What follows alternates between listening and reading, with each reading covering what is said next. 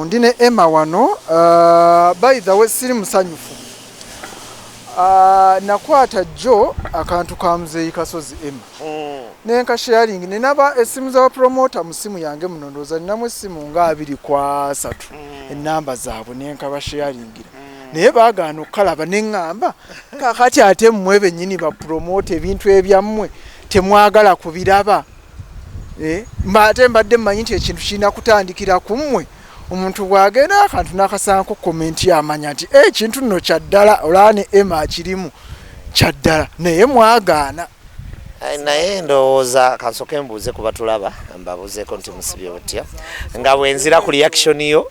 ekyobutalaba kantu ka Sun Beach Easter Monday naye nze ndowooza nakalaba wandaba so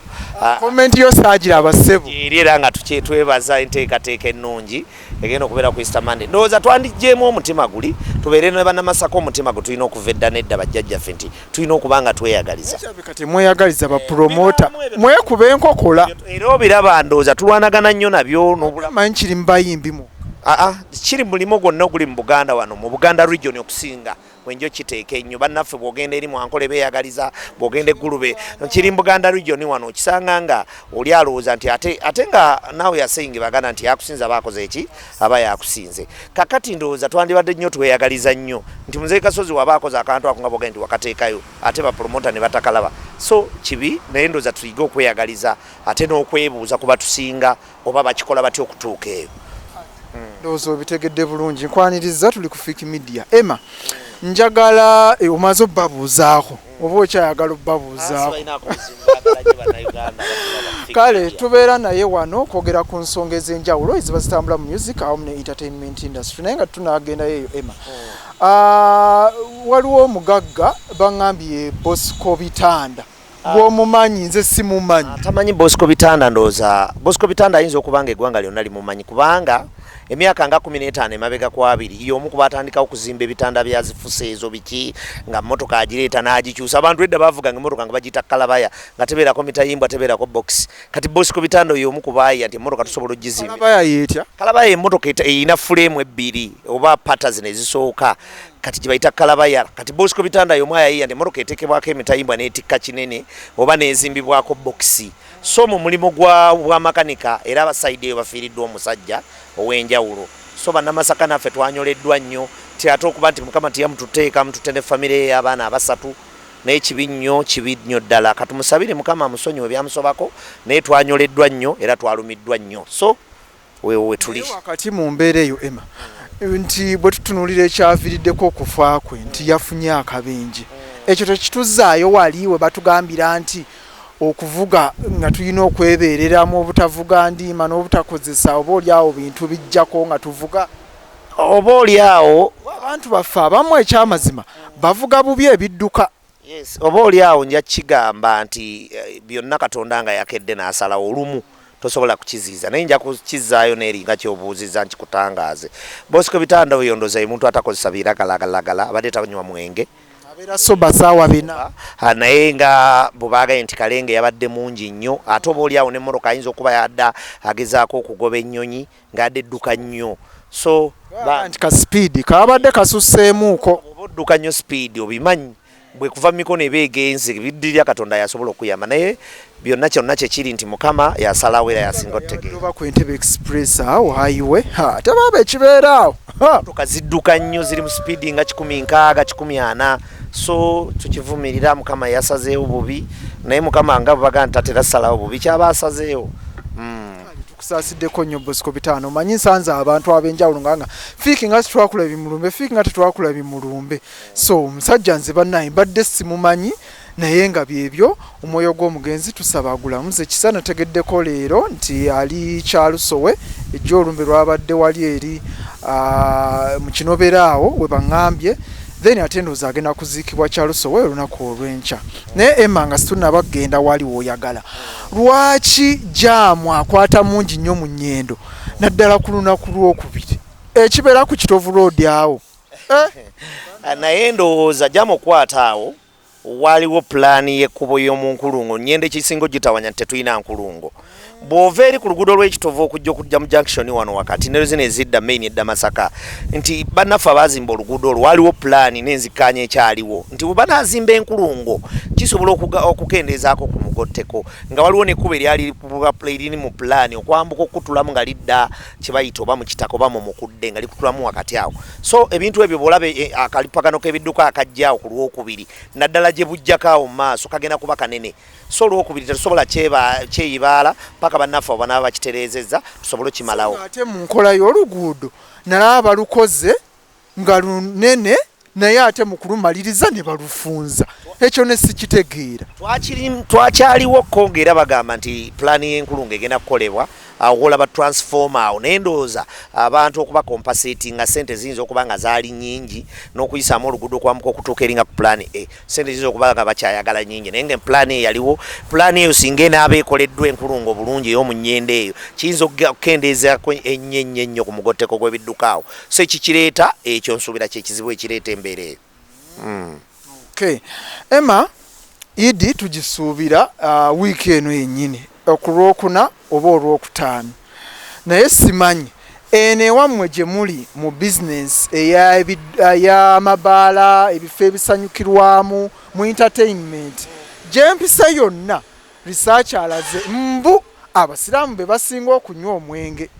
era mbw amabaala gapafominze bubi sizoni eno kyokka ate ne bwe nayiseeko mu bizinesi endala abantu bonna be nasanze ne baŋŋamba owaayi obwavu nga bututta ne mbagamba kiki nti abasiraamu baleese obwavu nti abasiraamu be basinga okusaasaanya abasiraamu be basinga otugulako abasiraamu be basinga okwekolako amasaaluuni tegakola buli wamu tewakola ne ŋŋamba kiki ekigenda mu maaso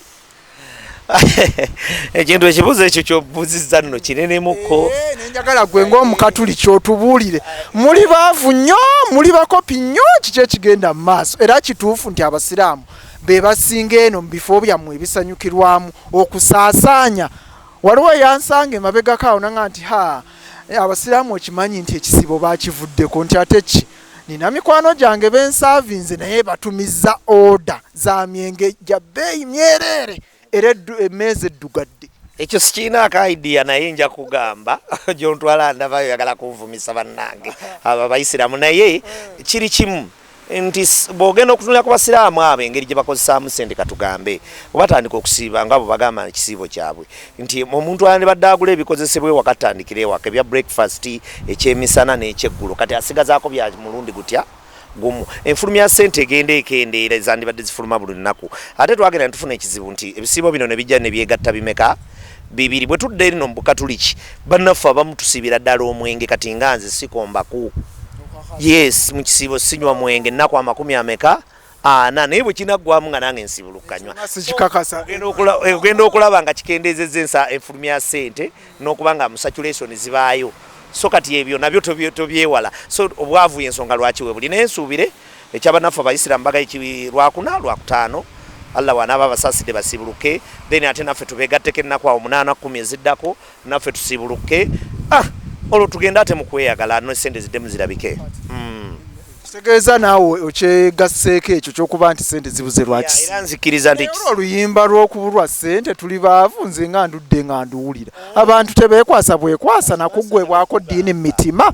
toyagala ebisiibo bikosa embeera ya bizinesi zonna mu saturation ne bannaffe ab'okulweviira oluguudo olwo luyiriko bizinesi emanyikiddwa terukola ojja kwekanga nga nange sigendayo Olwokutaano kubanga Olwokutaano lutegeeza mu kisiibo kyaffe abakirisitu ti tetulina kulyaki tetulya nnyama so ogenda okulanga nayo bizinesi esanyaladde era bakugamba nabo abakolanga kilo 2 abakola kiraga 5 so right now kyenjagala okugamba nti kituufu ekyo ekisiibo kireeseewo embeera ffe nekitukosezza nnyo ndowooza obitegedde bulungi nga wetugenda wali Emma w'oyagala njagala era still ontegeeze kubanga gwe obeera nnyo naddala mu bino mu bitundu eby'omunyendo Masaka tawuni n'okwetooloola naye waliwo konsaani abantu gye basinze okuraisinga ey'obubbi bw'amasimu naye nga bagamba nti obubbi bw'amasimu buva ku bantu abakanika amasimu bwe kiri ekintu ekyo nange nnyinza okugamba nti kituufu oba okwemulugunya nga bw'okyogeddeko okuli eri bannansi oba abatuuze era nga nkubira ne nti bannaye kyogereko Nkubira ne poliisi omulanga na RPC waffe bagezeeko okunoonyereza ennyo nga bagendamu abo abakanika amasimu because of that lwaki ti abantu bano abakubbako essimu babbye nnyo amasimu nga bakubbako essimu mu dakiika 5 bagiye bakoze eki teri muntu wa bulijjo amanyi kuyiwa simu nga si makanika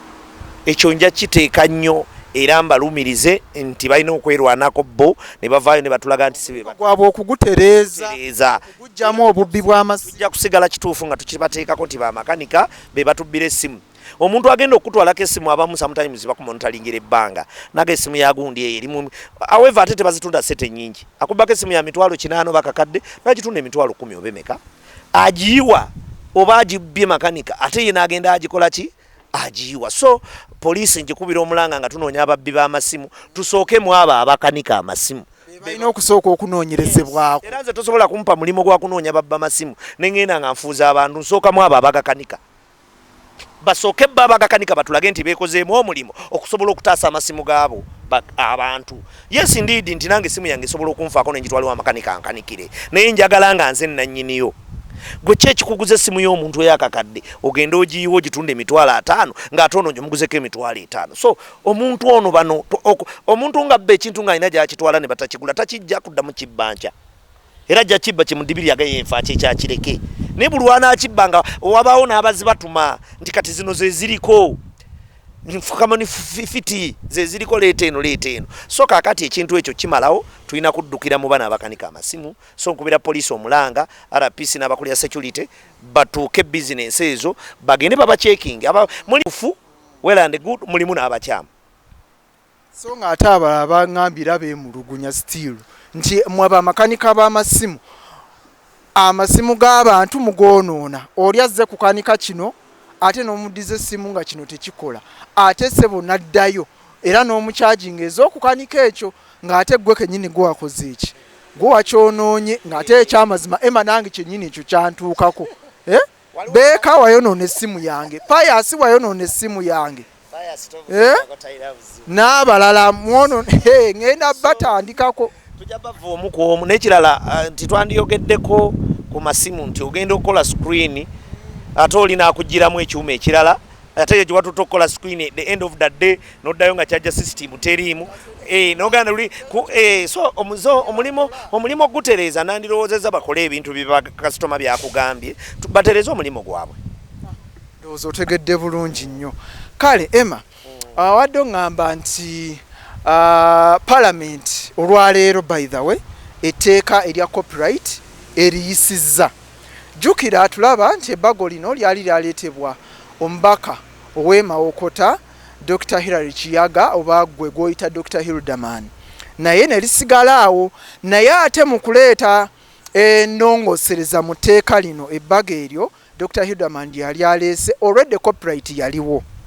abasinga oyinza okuba gwe omuyimbi ali eyo nga wali tokimanyi nti etteeka lino lyaliwo mu ssemateeka waffe atwala eggwanga lino naye ate oyinza oga nti nga terikola oba nga teriri mu nkola naye ebbago lino Dr. Hildaman n'alireeta oba oli awo balikolemu ennongoosereza gwe omuyimbi atulaba osobole okubeera nga ofunamu wetwogerera oba wetukoledde akantu kano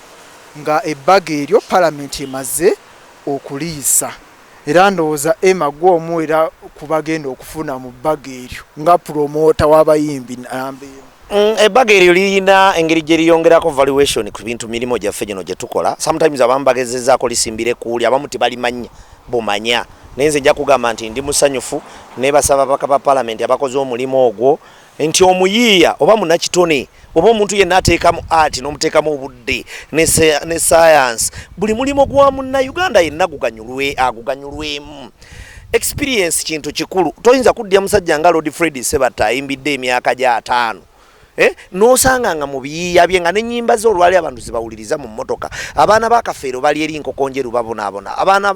bannabbi aba ne basudde bali wano ebubondo tebalina kye bafunye mu taata waabwe kyakola kiyayiiya so gavumenti eveeyo egambe nti weba teyagala copyright nga neweerande gudu nti kati emutadde n'emuyisa abayiiya batandika okufuna mu bintu byabwe yeegambe nti kubanga ndabyekaawo komenti abamu nga batandika kugamba nti kigenda kuzza nnyo emirimu gy'endongo emabega master nti kitya nti ojja kwekanga nga ne radio station eyagala sente nyingi okukubira omuyimbi oluyimba lw'omupromotinga kubanga naye omuyimbi radio egenda kumusasula kati kigenda kusigala wa abantu babiri omuyimbi kwatagana ne radio oba yandikwadde miliyoni 2 ekuwe miliyoni etya